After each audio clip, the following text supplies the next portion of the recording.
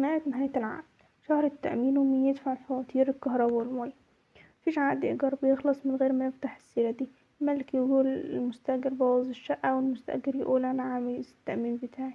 عشان الموضوع ما يوصلش لخناقة لازم نكون محددين النقطة دي من أول يوم. حكاية شهر التأمين. التأمين مش إيجار، هو مبلغ المستأجر بيدفعه للمالك كضمان عشان لو ساب الشقة فيها تلفيات أو فواتير مش مدفوعة. القانون مش بيحدد مبلغ معين للتأمين، لكن العرف جاري إنه بيكون شهر أو شهرين.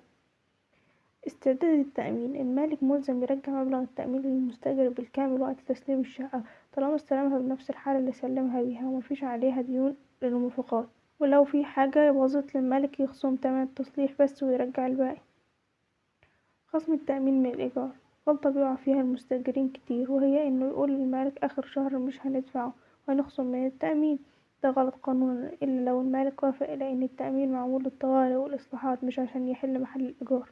مين المسؤول عن فواتير ومرافق؟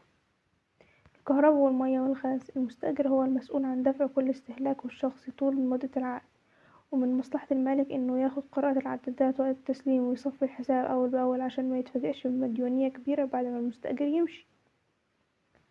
صيانة الأسانسير وبوابة العمارة دي بنسميها المصاريف الدورية، ودي برضه بتكون على المستأجر لأن هو اللي بيستفيد من الخدمة يوميا، إلا لو اتفقوا في العقد على غير كده. إصلاح المواسير والأساسيات. لو في ماسورة رئيسية ضربت أو مشكلة في أساسيات البيت فدي مسؤولية المالك، لأنها صيانة جسيمة وبتمس ملكية العين نفسها مش مجرد استهلاك. معلومة مهمة، لازم تثبت حالة الشقة في العقد. يعني لو الشقة متسلمة مدهونة جديد أو فيها أجهزة معينة لازم نكتب ده في العقد عشان وقت التسليم محدش يغير كلامه. الصور والموبايل بقوا أسهل وسيلة دلوقتي لتوثيق حالة الشقة وقت الاستلام.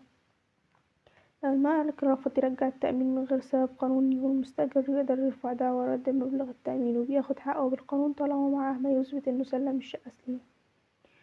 نصيحة النهاردة: وانت بتمضي عقد الإيجار خلي فيه بند واضح بيقول إن المستأجر ملزم بتقديم مخالصة من شركة الكهرباء والمياه والغاز قبل ما يسترد التأمين. الحركة دي بتريح الطرفين وبتخلي كل واحد عارف ايه اللي ليه وايه اللي عليه من غير شوشرة. المرة الجاية هنتكلم عن صيانة الشقة ومين يصلح الحنفية اللي بتنقط ومين اللي يرمم السقف. حصلت معاك خناقة قبل كده على مبلغ التأمين وانت بتستلم أو بتسلم الشقة؟ لو انتوا على اليوتيوب ما تنسوش تعملوا سبسكرايب وتفعلوا زر الجرس، ولو انتوا على تيك توك ما تنسوش الريبوست والفولو، ولو انتوا على الفيسبوك ما تنسوش اللايك والفولو. اشوفكم الحلقة الجاية.